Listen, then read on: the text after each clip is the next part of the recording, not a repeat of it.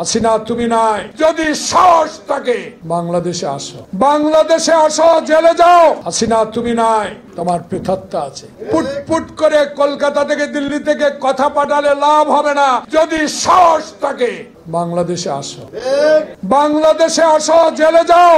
আমার নেত্রী বিনা কারণে যদি জেল খাটতে পেরেছে, তুমি 16 বছর বাংলাদেশের হাজার হাজার কোটি টাকা চুরি করেছো, তার জন্য তোমার বিচার হবে।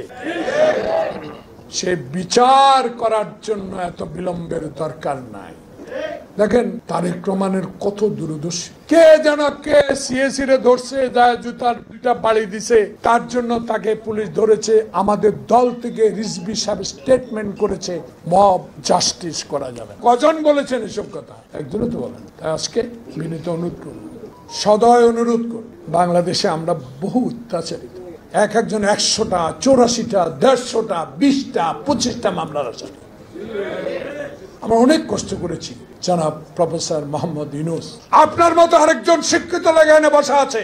বাংলাদেশের ইতিহাসে আপনি একজন গ্রহণযোগ্য ব্যক্তি, আমাদের জন্য উপহার নিয়ে আসছেন, আমরা সেলিউট।